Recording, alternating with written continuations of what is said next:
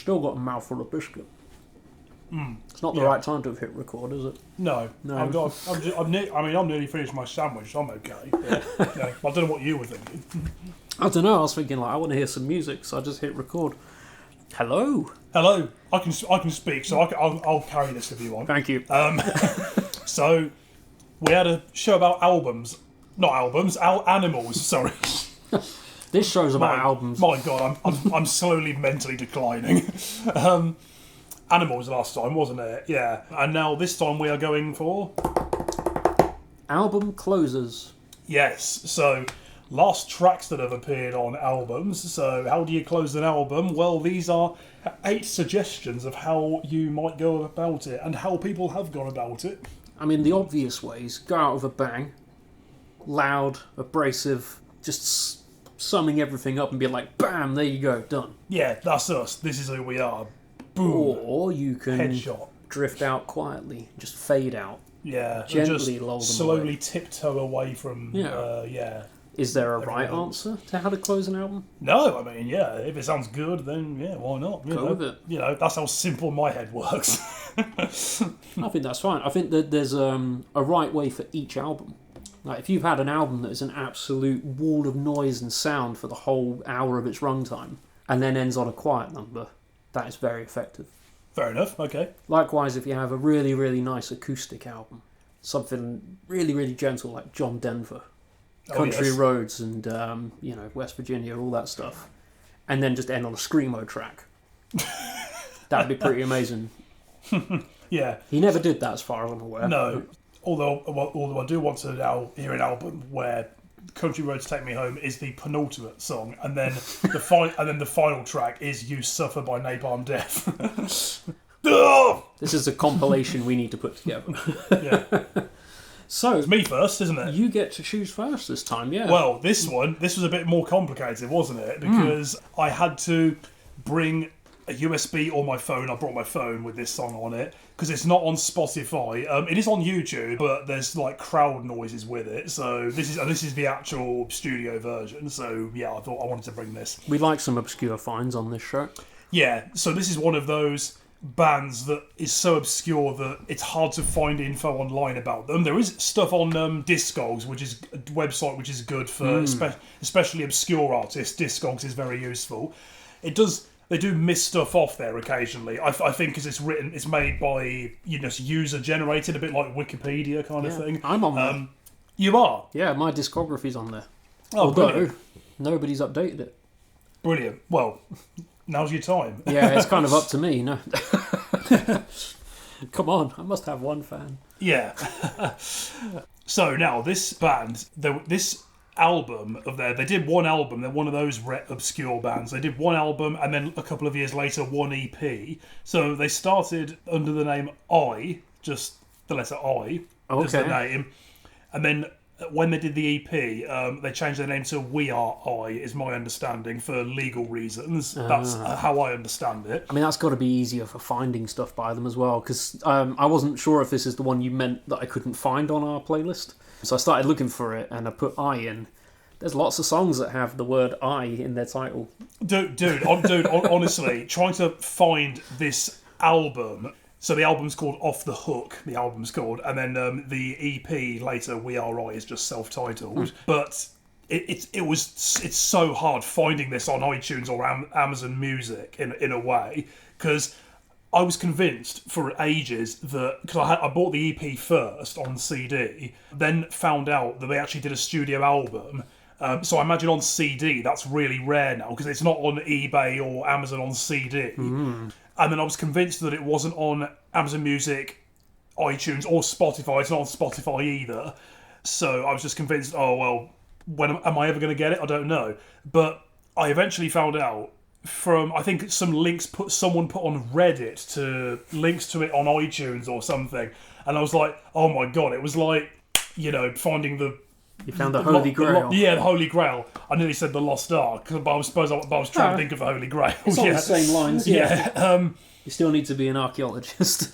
Yeah, but I think it was to do with if I was putting I as upper or lowercase, something really annoying anyway. But anyway, it is on iTunes and Amazon Music anyway. Okay, well, let's blast it. Let's hear it. Yeah, so the song's called Do What You Want.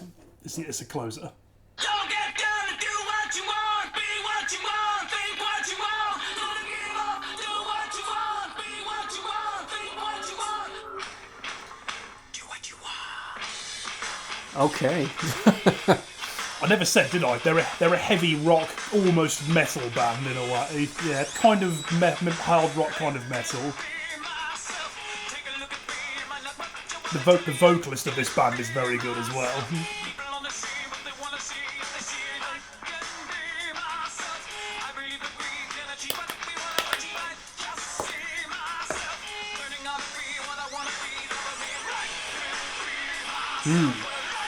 So would I be right in placing this as early 2000s? This album is from '04. Yeah. And then the EP was from '07. Yeah, it's got that kind of era sound to it for sure. It's almost a kind of new metal sound in a way. Almost, isn't it? yeah. Especially with that really punchy delivery of the verse lyrics. Yeah, it's almost like staccato delivery, isn't it, in this song in particular? Yeah. It is such a great shame, though, that these guys didn't get more attention and are so, hard to find now, like online, because they're really good, honestly. Do you think they were hindered by their name? Well, I mean, I don't know. It's hard to say, but both the album and the EP, I really love their stuff, basically. Yeah. Some great guitar work and some brilliant vocals as well.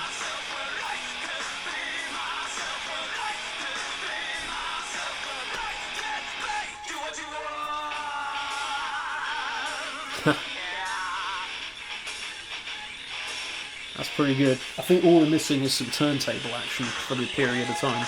Yeah. So presumably this is the album closer, the rest of the stuff before it, similar vein, or? Pretty much, yeah. So they just keep that energy up for the whole record? Pretty much, yeah. I mean, there may...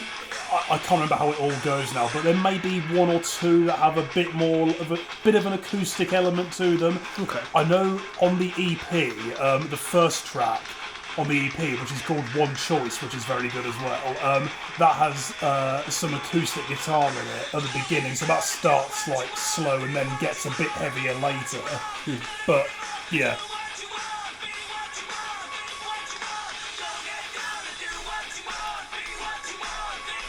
I can imagine a crowd at one of their concerts really getting into this bit. You can almost feel the bounce there, can't you? Yeah. I mean, you get a mosh pit going. Definitely.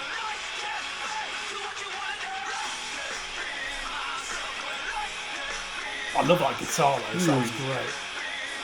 That's just like two chords, isn't it? Sort of thing, but it just sounds great. It's not overly complex, but it's effective. Yeah. The album's only like half an hour long, and it's 10 songs, so it's not a long album. Radio-friendly lengths to the tunes. Then. Yeah, kind of. Well, one of the tracks is a kind of intermediary, like minute-long track of some sort. So you might say 9 songs, but anyway, 10 tracks. But yeah. Well, I like the way that ended on a real. It's just one word lyric, just stop, done. Yeah. As a means of ending an album, pretty damn good. I'd go and check out more of them. If you can find it. If I can find them, yeah. Excuse me. But yeah, they're one of those bands in my collection that's hard to even find info about online, but it's a shame. It's a great shame. You know what I did do once? I used the Wayback Machine, if you know what that is. I know that website, yeah. Yeah, so basically, if for people who don't know, it's a way of finding old archived web pages that you can't find just using a search engine nowadays. I'd used that once. I tried it again more recently and couldn't get it again, so I don't know whether I'm not using it properly, I don't know. But anyway, I once used it and found the band's old website that doesn't exist now. So I found some old photos, and I read that they won a contest of some sort, and I think they got an opportunity to open for Disturbed at a show they did or something. So I can see that combination. So working, on a kind of smaller, maybe more localized level, they had some support behind them, you know. But I don't know what happened, in terms of the bigger picture. Where did they go?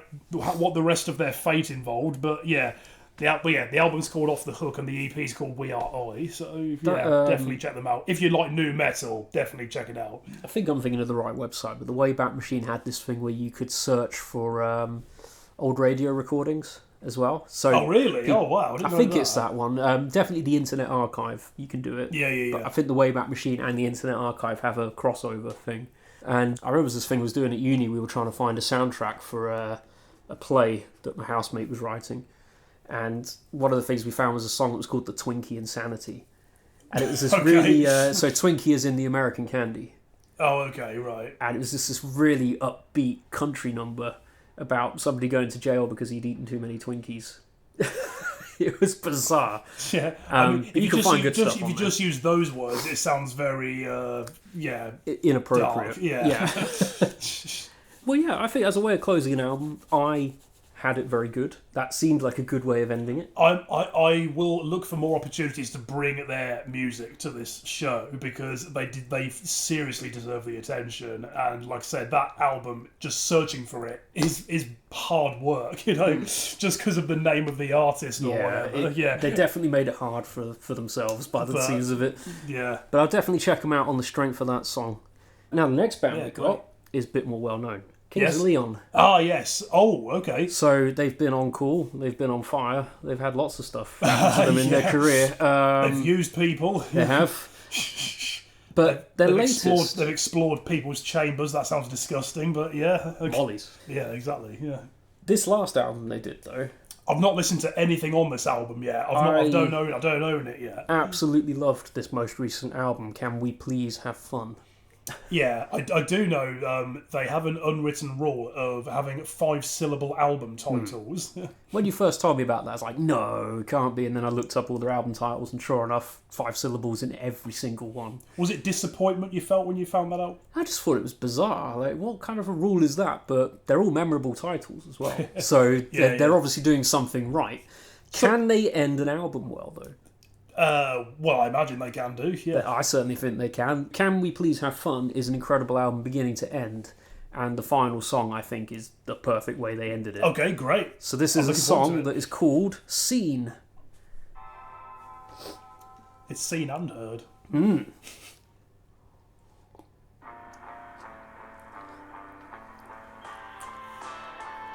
Now, even though it's an album closer, this was actually the first song I heard off the new album. Okay, fair enough. The way that algorithms and things work wonderfully these days. Yeah. It played me the last song first. Yeah. And it was enough to make me buy the album. Yeah, well, great. Just on the strength of this song. Hey, I buy albums because of one song all the time. Yeah. So it worked in that respect. But when you listen to this album as a whole, as a collection of songs, everything is steering to this point. Okay, fair enough. And it just works. Yeah, great. I've got most of their albums, but I don't have this one yet. I thoroughly recommend it. Split Screen is a tune. Okay, fair enough. Very catchy. Occasionally it will just appear in my head. I haven't heard it for ages. Earworms, The best, the album I've listened to the most and know the best is Mechanical Bull, and that's a really good record all the way through. Do you know the song Don't Matter from that album, Mechanical Bull? Don't think so, no. I think it was the first single. It sounds quite a bit like Queens of the Stone Age, actually. Oh, wow. Yeah. They're quite... It's a short, heavy, kind of punky track, pretty much. They're quite an interesting band in terms of range. I mean, you mentioned Molly's Chamber in the intro for it. That song, I remember it when it first came out. It was just these guys on a red background playing this song. They were all beardy and weird and tall, mumbling the lyrics. And it was very strange, but I liked it. Yeah. And then a couple of years later, you fast forward and you've got Sex on Fire, which is a massive hit that took over the radio for months. Yes. And it sounded nothing like those guys, but it's the same people. Yes. They are terrific songwriters. And I believe this was actually their last major label album.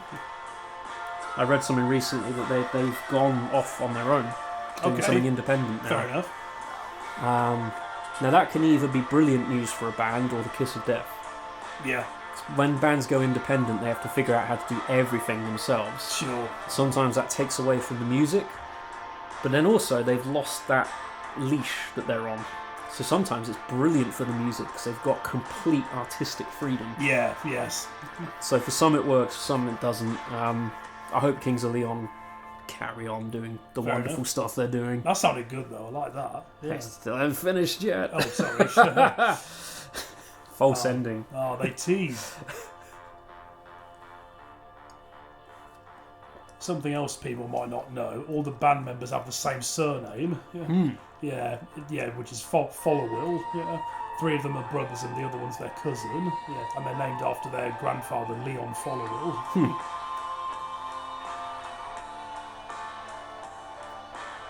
I can't remember which song it is, but one of the tracks from this album has a music video. It's all about psychic powers. Oh, right. There's people walking around with blindfolds on, blowing cars up and things. It's quite cool. That sounds great. But I think however they came about it, the whole package for this album is right. The year it came out, it was probably one of my albums of the year. Very good, yeah. Yeah, it's nice. Sounds good.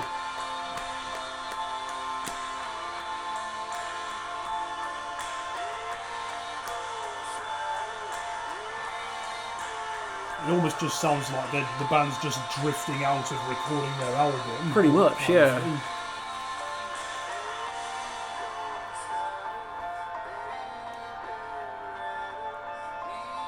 So yeah, for someone who isn't actually a massive Kings of Leon fan, this album was caught my attention. The opening song is brilliant, and it closes on a brilliant song, and everything in between is just... Yeah, sounds good. Yeah. There we go. Again, that was a nice sound to end the album with. Yeah, Yeah, it's like some kind of... that someone's left the echo pedal just doing its thing. Yeah. And then they suddenly remember, oh yeah, I need to switch that off. Yeah. Oh crap, yeah, I think he's still there. He's still recording. He hasn't left the studio. Yeah, that's great. Yeah. So yeah, that was a different way of ending an album compared to I. So Yes. this was actually how we introduced the show. Yours was the abrupt, heavy ending. Well, Mine yes. faded out. well, I was thinking, I've probably got the heaviest one at the very beginning there. So yeah. Yeah. Actually, one of the others later is a bit heavy as well, but I still. was just reminding myself of my list. Like, yep, none of mine do that. Yeah. So let's move on. What's your next one? I know the band, don't know the song. The Enemy. Now, I've said before, I don't know what it was, but in the mid-noughties or mid-2000s, there just seemed to be an explosion of indie rock music in the UK. So you had Arctic Monkeys, these guys, The Enemy, Kaiser Chiefs, Kasabian, Razorlight, The Killers, It was a good time. It was yeah, such a great. good time. The Pigeon Detectives, all sorts of people. So this is The Enemy's first album. That album's great from start to finish as well. I really love that. We live and die in these towns. We'll live and die in these towns. It has a song with the same name on it. Away From Here, people probably know from TV somewhere. Aggro is quite well known as well. I just remember that there were lyrics about Richard and Judy in their main song.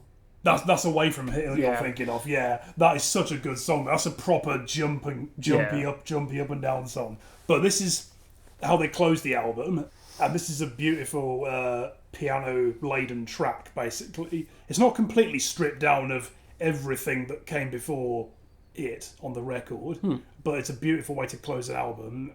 Nice lyrics and vocals as well. A bit more of a serene song compared to what came before it. Yeah, they're quite a brash guitar band normally, aren't they? So, They are, yes. They're one of those, punky, guitar-driven bands, basically. But there was a piano version of Away From Here, which I think was the B-side on the single. Oh, really? Okay. Yeah, I've never heard that, actually. That was quite a nice version. Anyway, let's hear Happy Birthday Jane. Happy Birthday, Jane, Happy Birthday Jane. if you're listening. Oh, tape noise. I think it's a drum roll.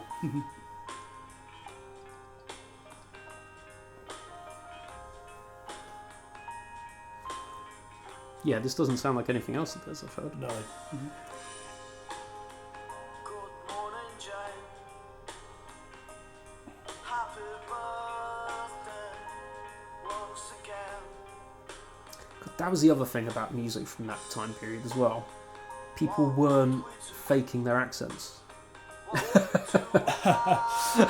Well, the stuff that came from the UK obviously was, Yeah, they maintained their British voices. yeah. I mean, there were some like the Killers who were from overseas, but yeah. Oh yeah. But I mean, like your Arctic Monkeys, he has that very northern sound to his voice. This guy kept his voice clearly as it is.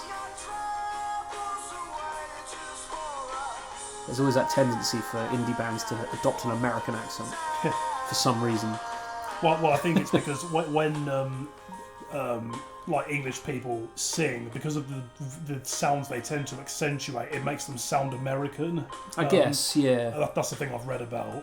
But I think I've said before as well, when you get bands like this and Oasis and Arctic Monkeys, who have clearly native British accents, I almost feel like it adds to like the working class feel of the music. Yeah. Because obviously a lot of the song's themes are often working class kind of things that could happen every day, or things that could happen in the street when you're outside. Whereas your American accent, particularly the type of American accent people adopt, is that polished LA sound. Not like Texas. This is lovely though. Yeah, it's very nice.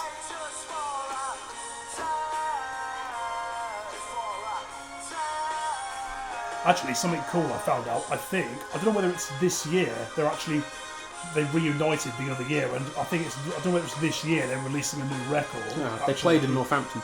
Really? Yeah, Nice. they were at Delapre Abbey a couple of years ago. Yeah.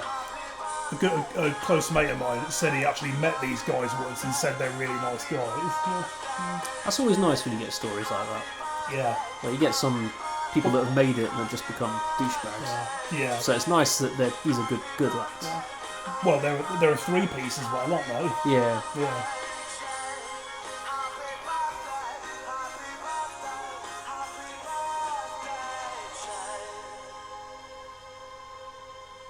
Nice, yeah. Yeah, that's really good. That's a good album closer for sure. Definitely, yeah.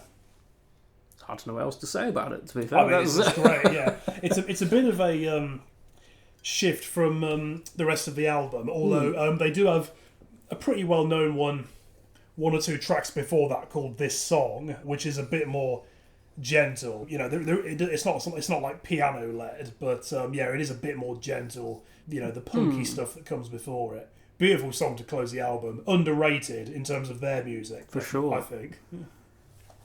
This next song is by a band some of you may have heard of. I've been really obvious again. Yeah. You Yeah. can tell this bit hasn't been edited together, can't you? What are you talking about? This is a seamless production. Yes. We are going to have a song now by Radiohead. You might have mentioned them before. I've mentioned them before, but haven't played them before. No, we haven't actually. Aha. We haven't heard them, no.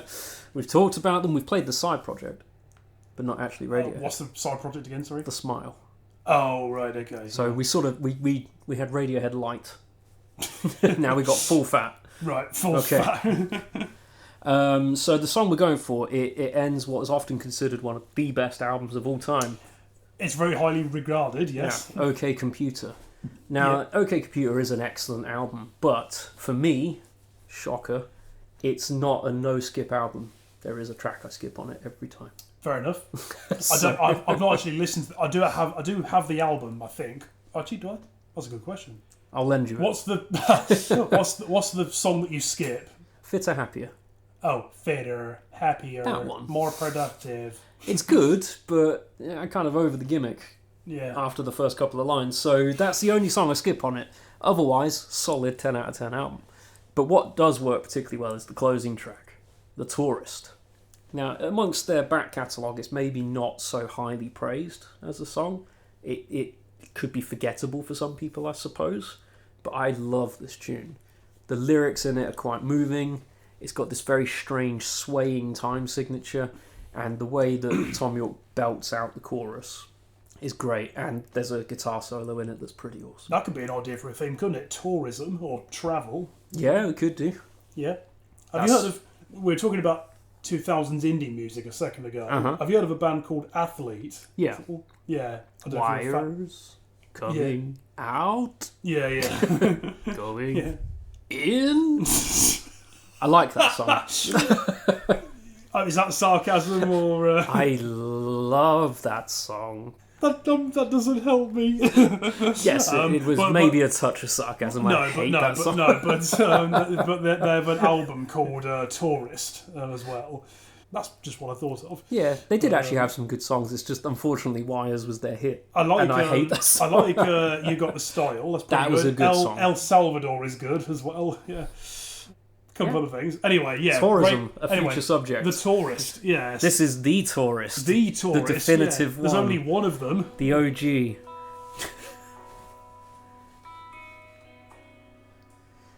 Now, to put it into context, OK Computer is quite a fast-paced album for the most part. Okay. It starts off on a song called Airbag, which has a really driving guitar sound. And then you've got things like towards the middle, you've got Electioneering, very, very upbeat, fast, shouty song with a massive guitar solo in it. And you've got Paranoid Android, the song most people will know. And they're all quite paced and they've got an urgent message to them. And then you come upon this at the very end. It's just like, right, I've done now. I've done all my raging. It certainly sounds like a album closer. Not that there's this typical thing for that to sound like, but yeah, I can see it being at the end of a record, definitely. I've got a few of Radiohead's albums, but I've not listened to a huge amount. I tell you what would have to be one of my favourite songs that I know of theirs, definitely, is a Pyramid Song. Oh yeah, lovely That's song. really good, that is, yeah. But strangely, ending albums is something they're not great at. What if they're listening? Tom, get better at ending albums. Well, you know he's from Wellingborough, don't you?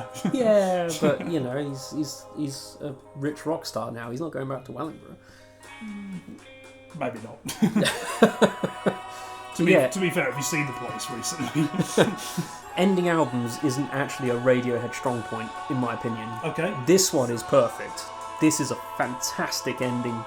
But some of the other albums, there's a song, that'll do. Just end on that one because we need to end it somewhere.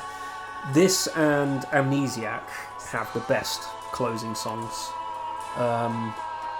Amnesiac ends on a song called Life in a Glass House, which was actually my other choice for this show, but I went with this one.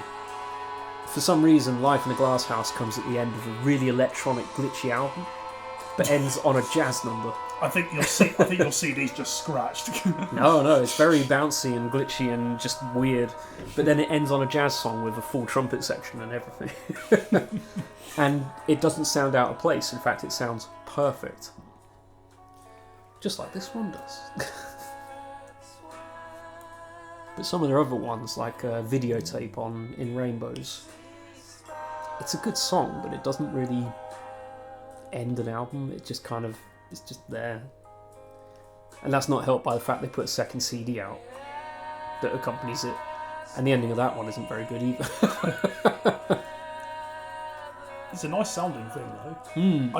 I tell you what, though, the most recent Radiohead thing that I listened to recently is it's still their last studio album, even though it's 10 years old now. Oh, Moonshaped Pool. Yeah, well, all the way through, that's kind of just this stuff, really, all the way through, from what I remember, and none of it, like, stuck in my head at all, really. You know? Yeah, it's a much mellower album than any of the stuff that came before. I remember being really excited when it came out, because at that point, that was the first album for about 5 or 6 years as well. Yeah, they've smashed that record now, haven't they? Definitely. And what was weird about it was that it seemed to be collecting songs that had been teased live throughout their career. So the song that finishes that one's True Love Waits, which they debuted on their first album's tour. Way back. And they'd never released it. They'd never done anything with it. and yet it ended what seemed like it was going to be their last album. So it was very strange, and that album feels like a compilation of songs they hadn't got round to yet. Yeah. And it does sound like that at times. I like it though. It is an enjoyable record. It's kind of a shame with True Love Waits though. They turned it into probably one of their most depressing songs. But the original version is quite sing-along. Most depressing for Radiohead. That's saying a bit, isn't it? That's a feat. Yeah, that's an achievement. There is actually the list that somebody's done on YouTube where they've ranked Radiohead songs from the happiest to the most depressing. Wow. Okay. And So what's top and bottom of that one? oh god, I think the top one, the happiest one, is Anyone Can Play Guitar, which is from their first album, and it is very cheery. They didn't do it just from the title, did they? No, the actual song concept, that one is really quite cheery, and then it ends on True Love Waits. Fair enough. Right, this is why it's a perfect ending to the album. Because it ends on the best instrument, the drums. Well, the drummer would say that, wouldn't he? Don't know what you're talking about. There we go. That's it. It just ends on the drum sound, beat. It ends on the sound of a microwave. It did sound like a microwave, didn't it? Yeah. your album's ready. Fantastic. But yeah, that's it. It all the guitars just fade away. You've got that nice steady beat. I mean, yeah. It's still a swaying beat, and then just ding. Yeah. All right, done now. Yeah. It's a nice mellow song, yeah. That microwave comment's kind of right. It's like I think I just need a bit of another listen to that Moon-Shaped Pool, because like I said, I listened to it all the way through, and none of it stuck in my head, and it just kind of sounded all like that kind of stuff, really. So I think I need another listen, but yeah. That's a nice song, though. It's your album close, isn't it? It is. Now, I know the band, don't know the song. Well, I think this is going to be the longest one, isn't it? I don't know, mine was 5.5 minutes. This is 7 minutes, this one. Okay, alright. Well, you'll have heard of the band before. They're called Pendulum. Very good band. So they're kind of drum and bass electronic music. A lot of people know that, I'm sure. This was quite a surprising choice for you, I think. Well, I think you'll find a bit to enjoy in this song, actually. For people who don't know, I think from what I read, their first album, Hold Your Colour, was actually like drum and bass electronic stuff. But then after that, they actually formed like a proper band with guitar, drums, and bass in it. Yeah, they're kind of matey with the Prodigy, aren't they? Kind of, yeah. I mean, it's the same way. It's the same kind of music, So, and they followed that same trend. It all started off as sample-based and heavy beats. And then, all right, we need a guitarist now. Get a singer. Do this. And it became a live show. Yeah, I think they followed a very similar career trajectory from what I've seen. Yeah. And this is their second album, In Silico, the album's called. And the last track is called The Tempest. Shakespeare fans. Weather is a thing we could do, isn't it? Oh, yes. Yeah. But yeah, so this track is 7 minutes. There is a couple of different sections. There are a couple of changes in it, so I think you'll find it interesting. And yeah, it's not a gentle song. Certainly not all the way through. It is a heavy hitter to close the record. I think we've been quite calm for the last 3, so we need some heavy hitting. Well, let's bring the storm. Huh.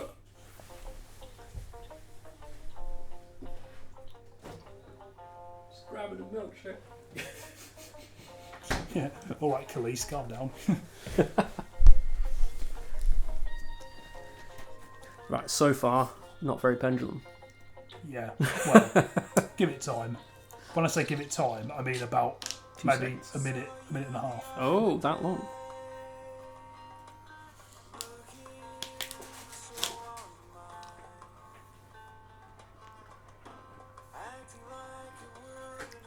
Well, this is not what I was expecting. Well, it doesn't. It'll definitely crank up later on. So is this going for the approach we initially talked about, where they've had a heavy album and they're going quiet? But they're actually teasing us. They've gone quiet, ready to explode. It's almost like the heaviest bit is like in the middle, and then the last bit is still heavy, but maybe not quite as much as the main bit in the middle. It's a very infectious beat, though. Yeah.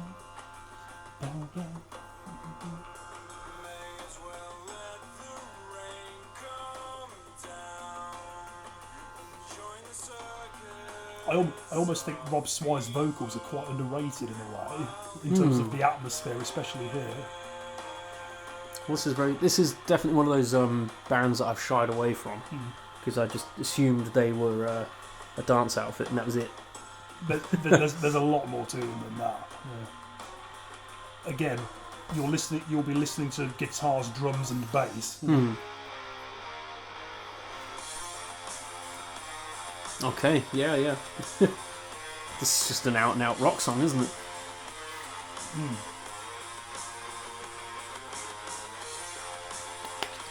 Our producer is bobbing her head as well.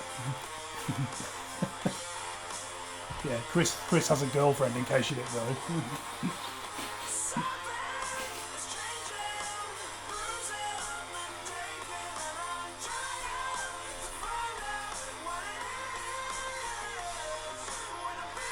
I think when I've seen footage of these guys playing before, it's a MIDI guitar on stage, isn't it? I'm not sure what that is. You play it like a guitar, but it's actually a keyboard, basically. Oh, okay. Oh, no, I have seen Rob Swire does use like a keytar. Oh, keytar. Sometimes. well, I don't know if it is a keytar technically. It's like a guitar, but on all the frets there are buttons that you press. That's a MIDI basically. guitar then. Right. Yeah. Rob Swire does that, but they have a separate guitarist as well. Huh. Yeah.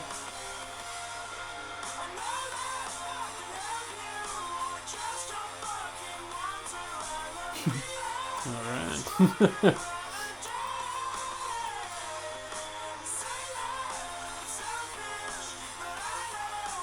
These guys are still making music, aren't they? They released a new album just the other year. Oh, right, okay. One of the singles was called "Save the Cat." Save the Cat. Yes. They released one or two EPs sometime before that album. I've got the album. I've not listened to any of the new stuff, but yeah, they're still going. Why did the cat need saving? Oh, because it was being a prick. I mean, that's just typical cat behaviour, right? Sharpen those claws.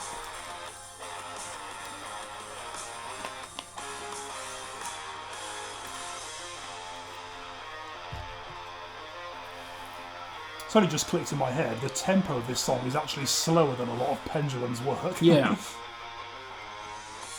Yeah, I was, like I said when it first started, I was thinking typical drum and bass. It's going to be at least 150 BPM, right? But you've been pretty chill.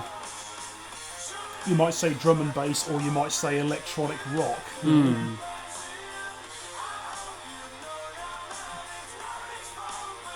There's quite a few bands that have managed this crossover of electronica and rock really well.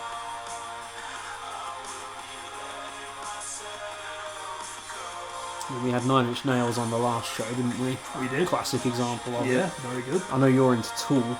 I am, yes. They do it pretty well.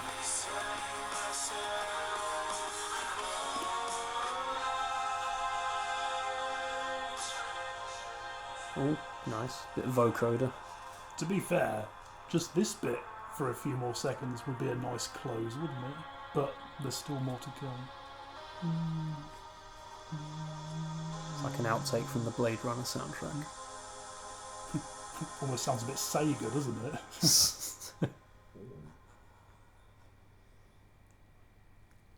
It's not finished. Yeah, there's a build-up happening now. Okay, now we're getting a bit more. The dance influence is kicking back in. Yeah.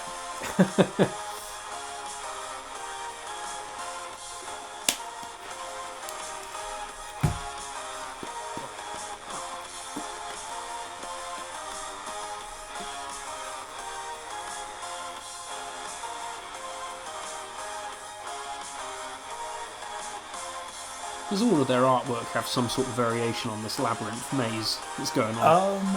No. No. Whenever I think of Pendulum, I see that picture though. Oh, really? Or something along those lines. On their main discography, let's have a look. Yeah. Oh, Tarantula, yeah, I forgot about that song. That's from the debut album, yeah. That's the one I remember the most. Yeah, Immersion was the album after this one. You just saw. Yeah. That was an EP, that Anima. Yeah. Okay, yeah, I don't know why I had that. Oh, yeah, it's their logo, isn't it? Kind of. Well, these are singles from this same record. So, yeah. Well, it's good. They kind of mixed together the two ideas we had for album closers. They couldn't decide if they wanted a quiet or a loud ending, so they've done both. Yeah.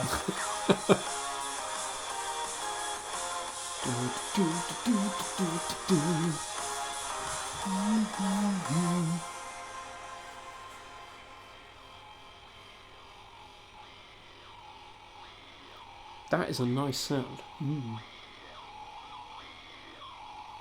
Sounds like a siren. In a way. Oof.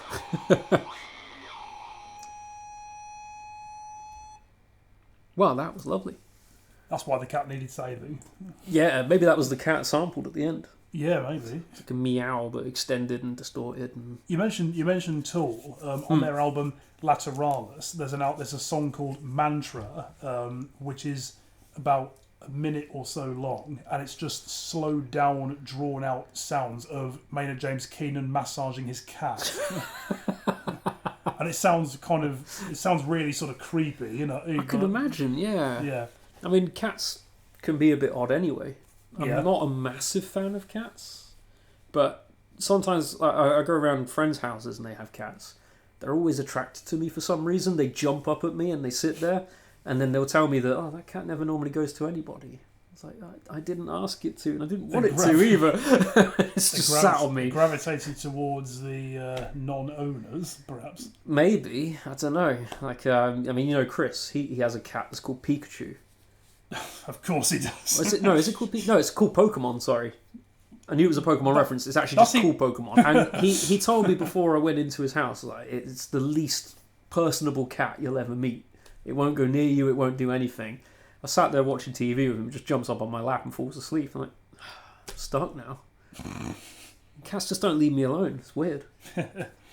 Anyway, I've not actually listened to that song for a really long time now, because you know how you go on your music library and just listen to the same stuff all the time, you know. So I've not heard that song in full for years, but it's so good, isn't it? Still stands up? Yeah, it's great. I mean, I suppose it goes on a little bit, I suppose, perhaps. I didn't feel like that was 7 minutes. That didn't feel lengthy to me. That seemed like it was all right.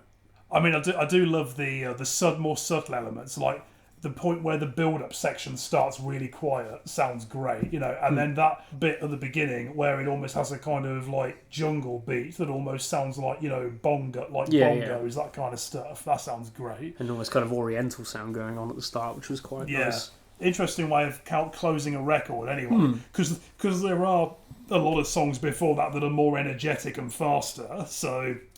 They closed with a slower tempo. So, I think that's going to be a theme on this programme, you know. Yeah, a lot of the ones that we've chosen all seem to be going for this, right, we've done the exciting bit, we're going to just calm down. Come on. You can't be 100% all the time. Only that first band, apparently, could be. Yes. Yeah. So we're going to now move to Canada. Yes, great. Yeah. We like Canada. When are we flying? We're already there. Are we? In my head. Oh, okay. Fair enough. Yeah. But the band that are from Canada that we like are the Arcade Fire. My friend took me to the United States recently, and she actually paid for it. Also, I owe her. Wow. That just came to my head now. Interesting. Yeah. Arcade Fire. Arcade Fire, yes. So I've got one or two of their records. I've said before, when we talk about indie music, that term itself can refer to anything, quite a range of stuff. So you have punky guitar driven stuff like Arctic Monkeys, The Enemy, who we mentioned earlier. Then you have ones that are a bit less, kind of similar but a bit less heavy, as it were, like that. So maybe people like the feeling, perhaps, or Yeah. Snow Patrol, if you want to call them indie, perhaps. But then you've got or Athletes, for example. Yeah. But then you've got people like this, Arcade Fire and Friendly Fires, who have quite a bit of electronic influence. as Yeah, well. a bit more experimental Yeah. as well. Arcade Fire have changed throughout their discography. Again, they're another one of those sort of bands. The song I'm picking comes from their first album, Funeral. And on this album, they Keep were it very... light. Yeah, keep it light. On this album, it was all proper instruments. So they were doing things like bringing out accordions onto stage, hurdy-gurdies, Right. guitars, a lot of violins, all that sort of stuff. Proper, real instruments. What's a hurdy-gurdy again, apart from something that the Swedish chef says? It's a medieval string instrument that you play by rotating a disc over a string. Wonderful. It makes a very weird droning noise, but So- it's cool. So back then, not even playing music was practical. Yeah.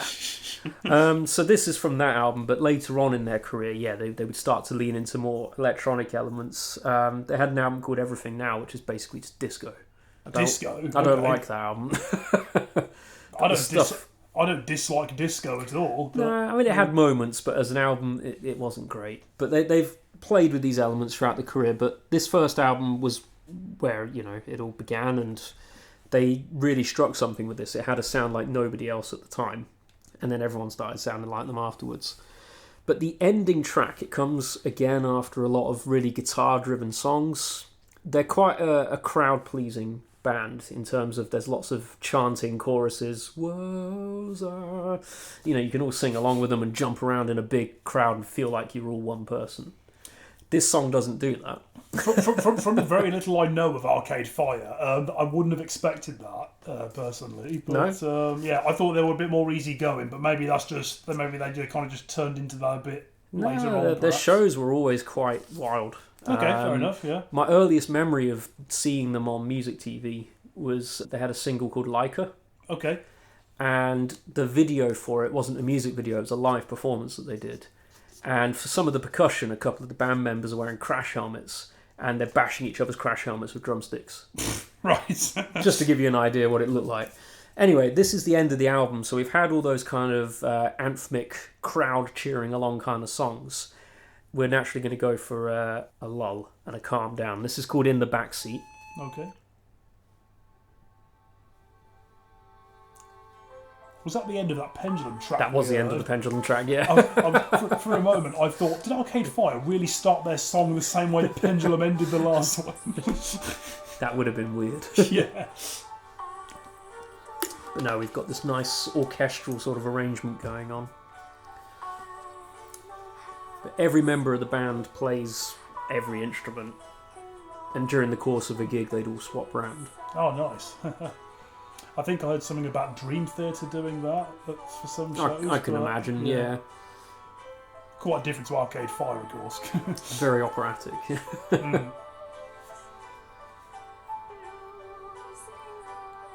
The singing on this song is very up there, high register. The orchestra sort of droning behind on the chords.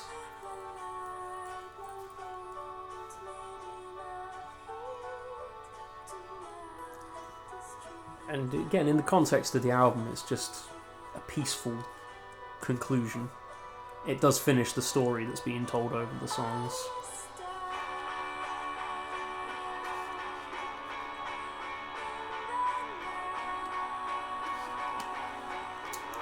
And again, a band with two drummers. Oh, right, yeah, Quite that doesn't happen often, does it? No. Yeah. So you're listening to this song, you think, I can't have one drum kit at the moment. Where are they? Chances are they've probably gone off and played the xylophone or something. Yeah, like buses. There's none for ages and two come at once. I know, right? I know, in terms of bands with two drummers, I know the Allman Brothers band is one, and what else? I'm sure there's been... Adamant. Second. Adamant. Okay, fair enough. Yeah. Wasn't aware of that. Yeah, they always had two drummers on stage. I thought I knew another, but yeah, I can't Melvins. think. Oh, okay, fair enough. I know the band, but Hmm. yeah, okay, didn't know that. The only thing I think I've got one or two Arcade Fire records, but the only thing I've really listened to is that I remember somewhat was something I saw on a live TV performance they did, and it was a song called Ready to Start. Oh, yeah. Which was a nice one. Yeah, that's from their third album, which for me is their best one. Okay, fair enough. Drums!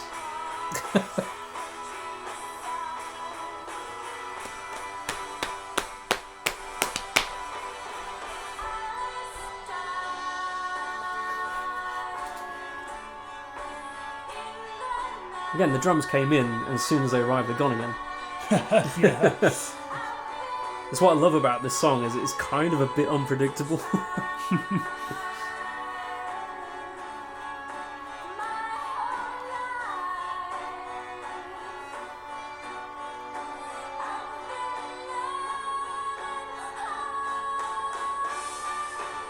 And we're hitting some very, very high notes now. Yeah, definitely, yeah.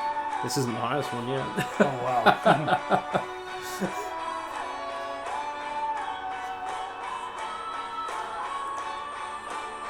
It's a weird thing that the singers in the band, it's a husband and wife duo in Arcade Fire. Oh, right, okay. And it's mainly the guy that does the singing.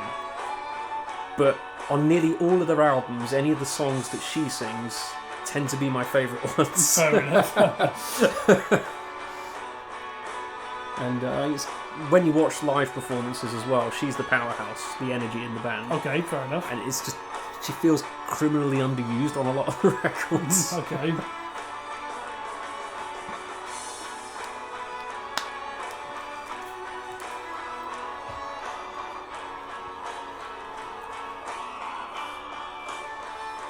Now you're looking at this probably thinking, God, there's 2 minutes left still, what are they going to do?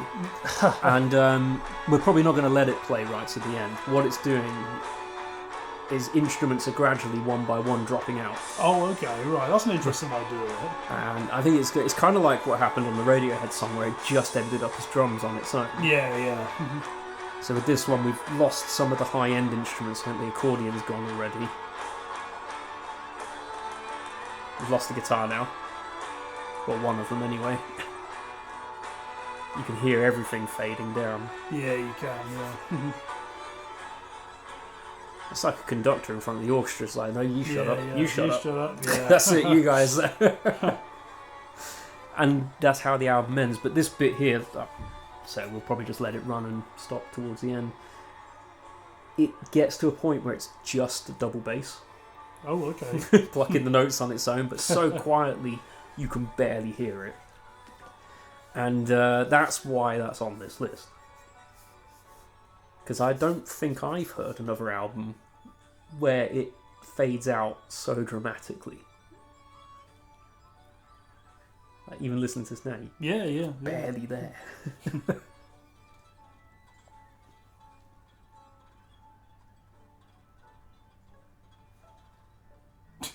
The violins are picked rather than bowed. Yeah, It's, I see, yeah. yeah. I've played this to people before, and they've left already by this point. They're like, "Is it still playing? Is it still going?" And they didn't quite get it. But according to our device at the moment, there's another 30 seconds of this song, but you can't hear it Right. on our setup here. Yeah, that was nice. Yeah. Definitely something that I could see being an album closer again. Yeah. So it manages that kind of drama. It really does launch into the song. Right. Yeah, we no, need... that was nice. Yeah, thanks. Yeah, I need to listen to more of them, really, because I've never explored them properly. But yeah, that was nice. That was a good one. Yeah. First 3 albums are incredible. Then they did a double album.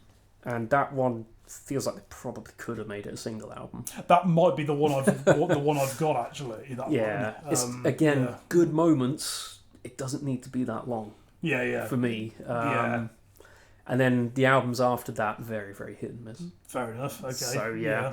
I do remember just scrolling through their discography on Wikipedia and seeing that some of the reviews of some of the albums were kind of, average, really. So, yeah. Yeah, everything now definitely was. We had some good bits, but that was it. The new one, I like the single, and that's it. Yeah, fair enough. It was kind of like, oh, okay, fire back. Let's listen to the new album. I've forgotten it. Yeah. I've forgotten everything about the album apart from that one song. Right, we need to move on to the next song. Yes. So, 2 left. Yours is next. Yes, so this is going to be, I think, definitely the most stripped down song of the whole list. Is that true? Yes. Yeah, that's what the song's called, yes. And this is another band that I'd probably put in my list of favourites if I was forced to do that. That's Rival Sons. So Rival Sons are one of these modern bands that sounds a lot like Led Zeppelin, basically. Also like Dirty Honey, who are very, very good. And there are a couple others as well that I've probably not heard of. But this album, Head Down, is a good album. Their best known track, Keep On Swinging, is on this album. That's the opener. And yeah, this is just a beautiful song with vocals and acoustic guitar. That's it. Okay. Of course, with the Led Zeppelin comparison, they were pretty good at doing that. Well, Could have put any of the Led Zeppelin album closers on this list. in a way, yeah. Well, Led Zeppelin were very versatile. When we say they sound like Led Zeppelin, we're obviously talking about the heavy rock stuff. Yeah. But they used a good mixture of sounds, you know, in their discography. Yeah, Houses of the Holy is one of my top 10 albums, I reckon. Fair enough. Oh, that was nice.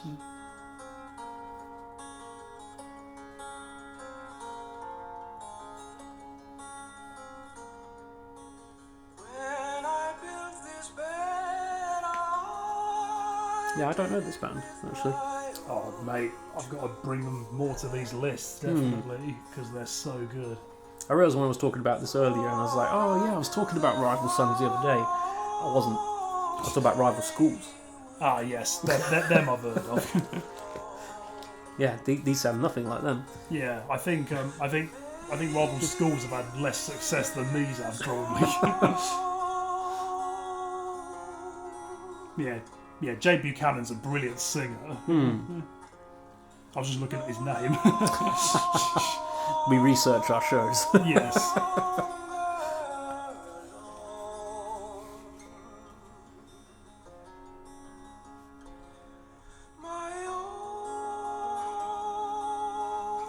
So does this come at the end of quite a heavy set of songs then, if you've gone with the Zepp comparison? There are a couple of other slower and some songs with some acoustic elements before this. In fact, this riff that plays just here is used in one or two of the tracks right before this one, to some degree. Oh right, so there's like a concept going on almost. It's Almost in the kind of like last 3 tracks or so of the record, but yeah, a lot of it's just like heavy, just heavy rock stuff. And there's some amazing songs on this record, honestly. I like it when an album can do that, throw back bits of other songs later on, just to remind you that this is a body of work. I think my favourite album that does that is And You'll Know Us by The Trail of Dead. Oh yes. They have a record that's called something. It's got another Morning Stoner on it as the main single anyway. Source Tags and Codes, that's the album. Okay. And it has this downward scale that appears in almost every song on the record. And it's never forced. But you're listening to it as a bunch of songs, you just think, oh yeah, it's that bit again. You pick up on it every time. Yeah, fair enough.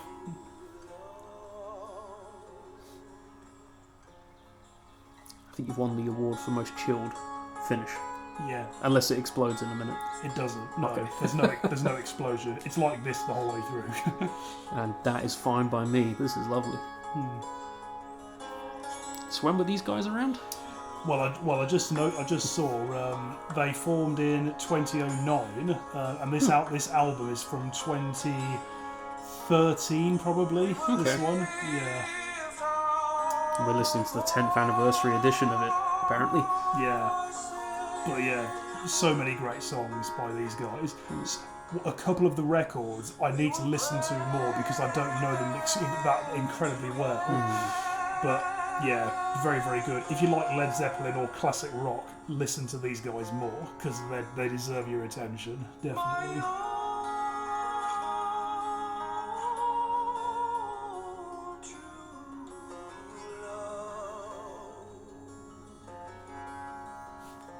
Very good control on the voice. Yeah. Like, he's hitting those notes, absolute precision.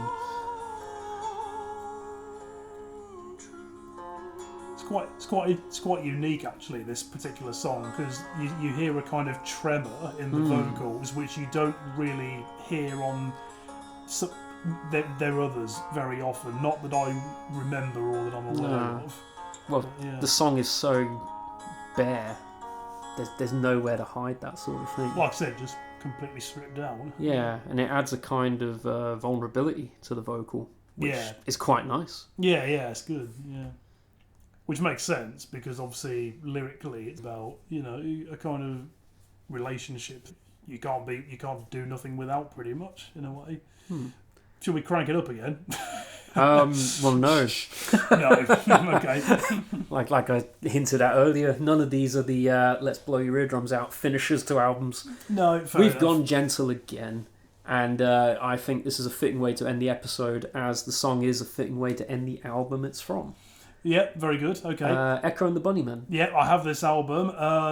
It's the title track, isn't it? Actually, It is the title track. Yeah. I don't remember hearing this album actually all the way through. In the their song, back catalogue, this is my favourite album of I theirs. know it's a well-known song of theirs, but is it The Killing Moon? Yeah, that's that song, that's in Rock Band 3. That is. And in Donnie Darko.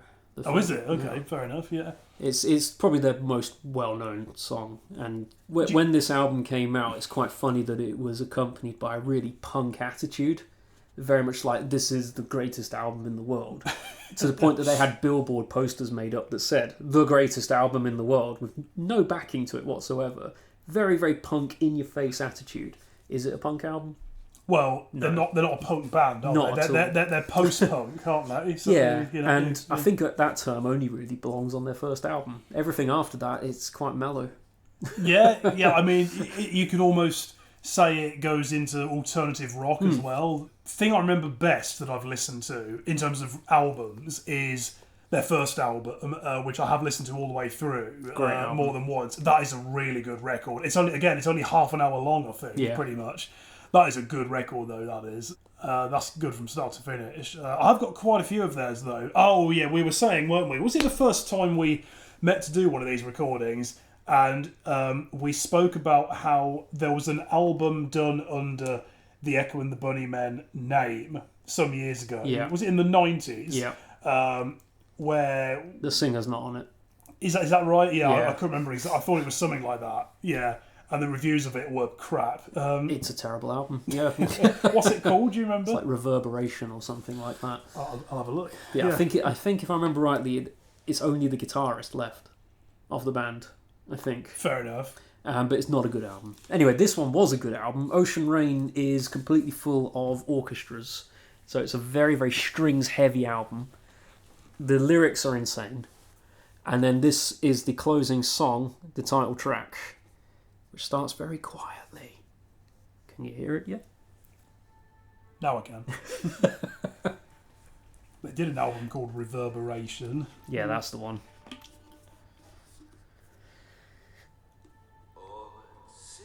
Yeah, definitely the singer's not on that one. The vocals were done by someone called Noel Burke. Who's Quite a he? fitting surname, some people would say. I'm sure he did his best. Yeah. It just wasn't good enough. This is quite depressing in a way, if you think, depending on how you look at it, potentially. So on his Wikipedia, he has a Wikipedia page. Noel Andrew Burke, born such and such in Belfast, is an Irish singer who is best known for replacing Ian McCulloch as the lead singer with Echo and the Bunnymen from 1989 to 1993. Oh, he was with them for a while then. Well, I think that might be the only album that he appears on, possibly. But is this a bit like the thing with Doctor Who history, where Paul McGann is the longest running Doctor, but he only appeared in one thing? How does that work? So he was in the movie, Right. which came out in the early 90s, and it basically ended the franchise. Right, okay. Until 2005, when it came back. But technically he was the Doctor for that whole time. Even when the franchise was on hiatus? Yeah, apparently that still counts. Yeah. Anyway, we're talking about Echo and the Bunnymen, not Doctor Who. Yes. Ian McCulloch's voice is really unique as well. Yeah. Definitely. Yeah. Very, very distinctive. If he guest vocals on any song, you just know straight away. Exactly, yeah. It'd be a bit like this album that was on an Avicii album was on an Avicii album after his death, where it had loads of guest vocalists that were all featured artists, except the second track. Well, there isn't a featured vocalist listed, but you can tell it's Chris Martin. Oh, right. So, yeah. Yeah, he has got quite a distinctive voice. Yeah. Actually, one thing I saw recently, stumbled across it completely by accident, that one time that Chris Martin replaced Bono in U2. I've not heard of that, I have to say. I don't know how I stumbled across this. I'm hoping it's real. But it was some kind of outdoor performance where they I don't know, like Christmas lights turn on or New Year's Eve celebration or something. Yeah. And it was U2 playing, but Bono couldn't be there. Oh, okay. So Chris Martin's singing, and there's a version of With or Without You with him on the lead vocal. Damn, he did good. To be fair, just thinking about Chris Martin's vocals, I can imagine him doing good at that. You know, like Sounded ace. I mean, you know, you might. I mean, obviously, you know, Coldplay went a bit poppy later on. You know, and I don't. You know, I'm not saying I dislike that stuff at all, but. But in terms of their earlier stuff, certainly, you can draw some similarity between U2 and Coldplay to a degree. It was always brought up at the time as well.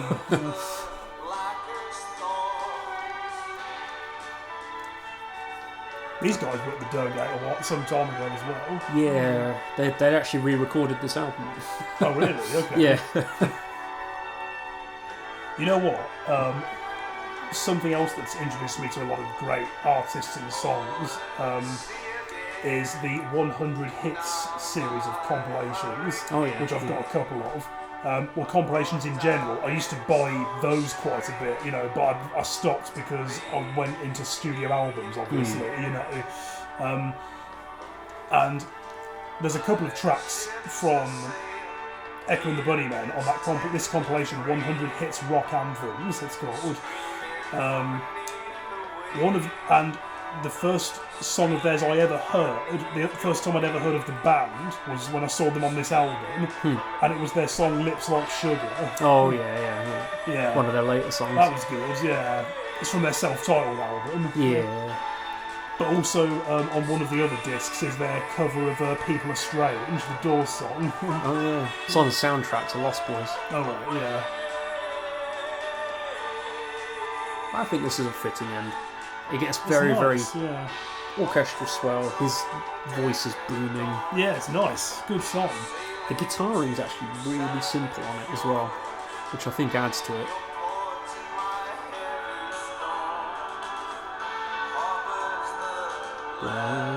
Blackest falls. Done. Very nice, yeah. What an album. That kind of made me think of... We played Friday I'm in Love on the last episode. Oh, yeah, also, another Cure song called Just Like Heaven. It kind of reminded me of that, in that they're like beautiful, like mellow kind of songs.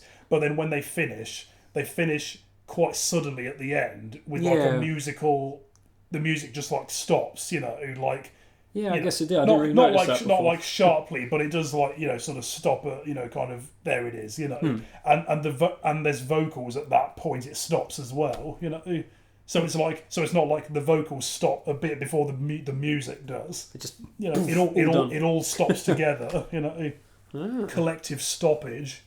And on the theme of stopping, it's time for us to go. Yeah. Oh no. Yeah, again. sad. Yeah. Parting is such sweet sorrow. Is that Shakespeare or... It was in the Traitors the other week. I don't know.